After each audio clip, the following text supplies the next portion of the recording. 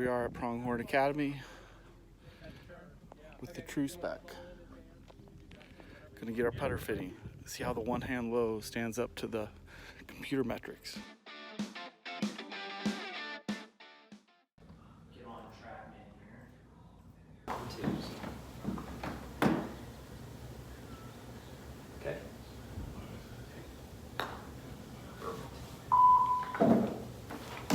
Now, if you start to notice you're missing left like that, what adjustment do you make? I just aim a little bit more. A little bit more right? Yeah. Okay. Unfortunately, I'm trying to play. Let's see. That's a little more fun. Yeah, that's good. We'll set this last putt here. Okay. That'll give us about 6 putts in there. That's pretty good. I'll tell you when it's green. Okay. Nice. The path is 1 to the right, so you can't draw a putt, but a high 80-some% roll percentage is acceptable. It's really good. That's what we're shooting for. So 88 is really good. You had one that was 89 and one that was 87, so those are really, but most of them are 88. 19 inches of skid, plus or minus 3.5, so you got to keep it under 20. Okay. So you did have one in there that was a little skiddier, A little skiddier, probably that first one. Yeah, and then so the ball's coming off pretty good. So come on over here, and then this is awesome. This is Capto. So this is obviously telling you not what the ball did. Well, a little bit of it is. So let's go in here and let's average. Let's select all these putts so we can get an average here. And then anytime you see green dots, it's really good. It means solid, no change. Okay, red is a problem. Okay, I expect this one to be red when you told me that you were putting one-handed. Yeah. Because the putt kernel, it's measuring actually the center mass of your sternum. Like are you rotating or just tilting your shoulders, like rocking? Yeah. You know, so anytime that putt, it's telling its body motion. Okay, so. So you can see here, as you start to go, even though it's the avatar doesn't know you didn't have your other hand on there. So see how your head moves and your shoulders start to rotate? So it's saying the putt kernel's big. You know what I mean? So that's pretty cool. This is where I go immediately, okay? Nice. Is to energy balance, okay? So it's looking at torque, where we're hitting it and how much we're losing, where we're hitting it on the face, and you're towing it like 10.5, okay? I don't think you're towing it 10.5 because the putter's too short, because your arm's obviously extended down. Yeah. And this is where we're losing 11. So you're at 22.5, and it's between those two. Because look at this one, 0.4. So face to path, nothing. So you're doing a really good job at controlling that. And that's what we saw when we saw face and path here. See, they're both green. Okay. 0.4. You're only closing the face 0.6. So you close, here's your aim. Okay, you want to know where you aim? You close the face 0.6 to launch it to the right 0.7. So you're a right aim guy by 1.1. Yeah. Okay, and that's kind of my fix. You're like Tiger. Yeah. You aim right, and it just dies left. And then you close the face, and you're launching it inside the cup. So remember, 1 degree would be edge of the cup from 10 feet, but since you're closer, 0.7 is inside the cup to the right. It's like an inch to the right of center. Okay. So that's good awesome. To know that my so the only thing, the thing that's an issue here is where you're keeping your skid high at 19.5, I'd love to get it down to 12 or 13. Yeah. But is your putter has 3 degrees of loft, you're delivering 2.9, okay? But you're hitting down 3.7. Okay. You see that? So your putter's going downward, causing I'm not taking it back low to the turf, low and through. Try to hit a top spin. Try to keep the putter low and then just raise it up just a little bit without adding loft. Okay, because I want you to. So in order for this part right here where it says top back, in order for you and I to get to top spin energy added, like immediately rolling forward, and to take advantage of your grooves on your ping face, is you got to hit up more than the loft that you deliver. So if you hit up 3. I'm just barely above my dynamic loft. You would have 0.9, but right now you're down 3.7 with 3 degrees of loft. That's why it's skidding. Okay. Does that make sense? Yeah, no, that does. And then over here, It could be, I mean, you're not towing it because the path is outside in. You know, you're not catching it on the toe because you're cutting it, because your path is perfect, zero in, it's actually in to out. You might be a little far from the ball. I actually think you're towing it probably because we saw in your 3D motion that you were going like this. Remember that? That's probably where you're towing it. Yeah.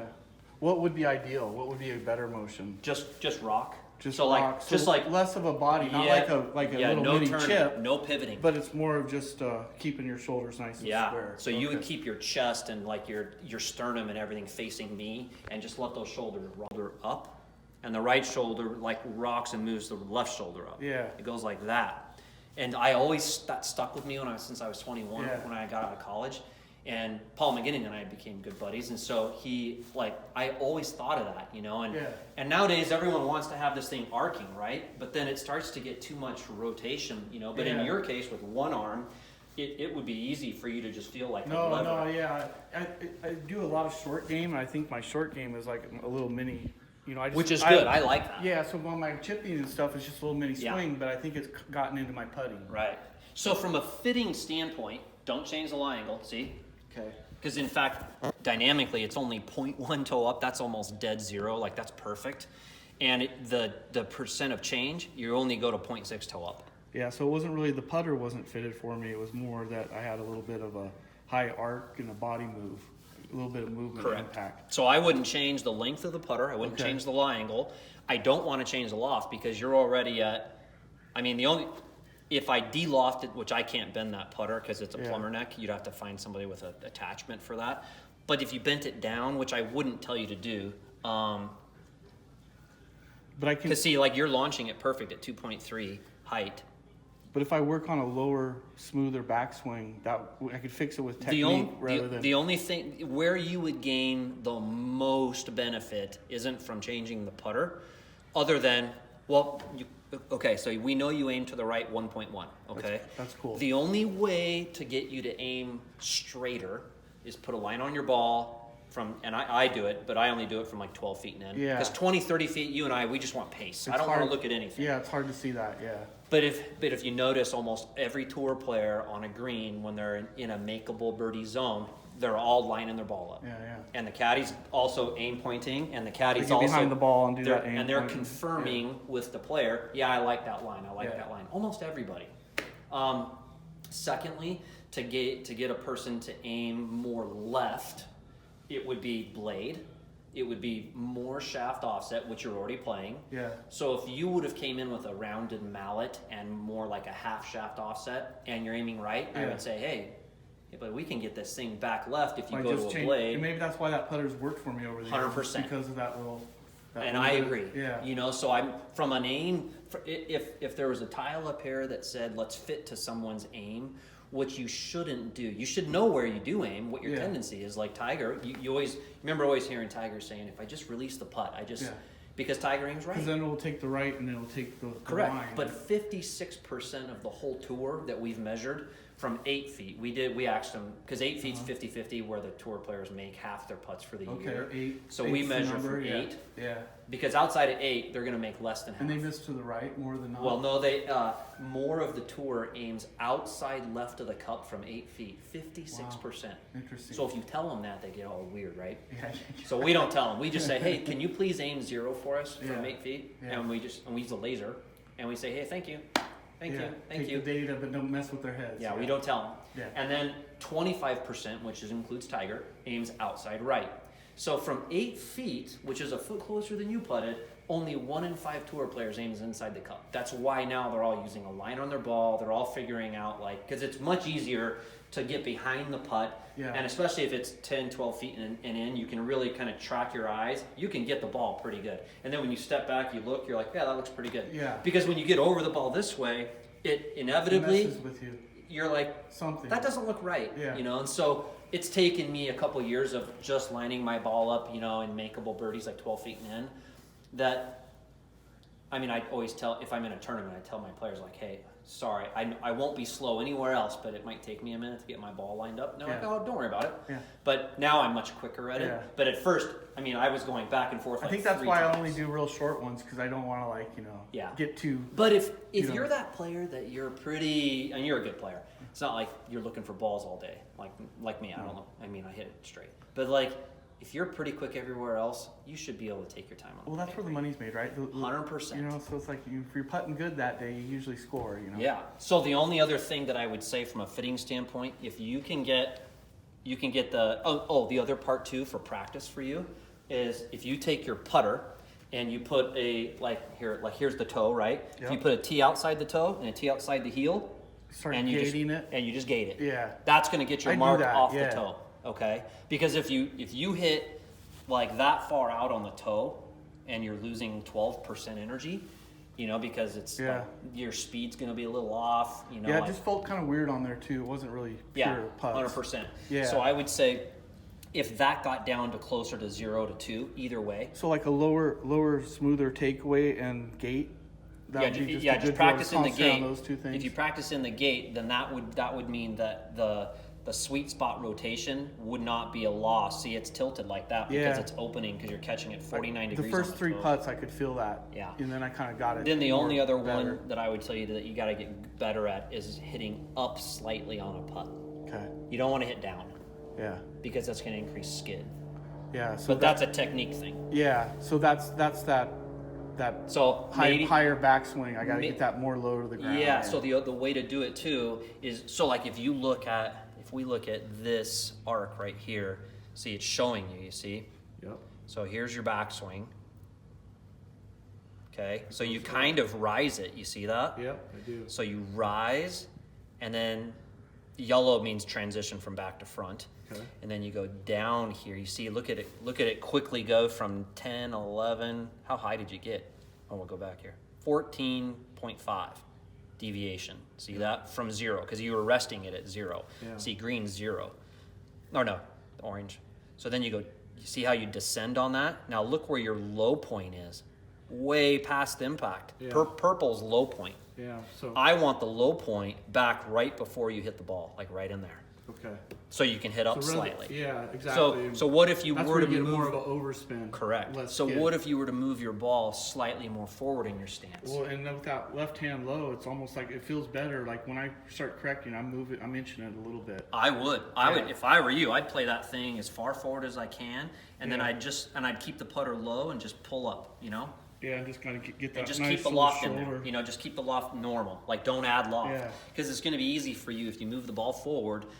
And you try to hit up, that all of a sudden the shaft. Well, you're at least arm locked, so you're not going to have most people that don't arm lock. They kind of hit up by trying to flip it. Yeah. But you can't flip it when it's arm locked. No. Yeah. So I think by moving it up, you could actually try and keep it more forward and then brush up. Yeah, and that make my my ball position more like there. Correct. And then try to bring this forward a little bit with a lower takeaway. 100%. Nice. This is great to see. I mean, that's the way you know what you feel, and you know what but until you really see it. Yeah. I mean, from a fitting standpoint, it's not like that head or the length or anything doesn't work.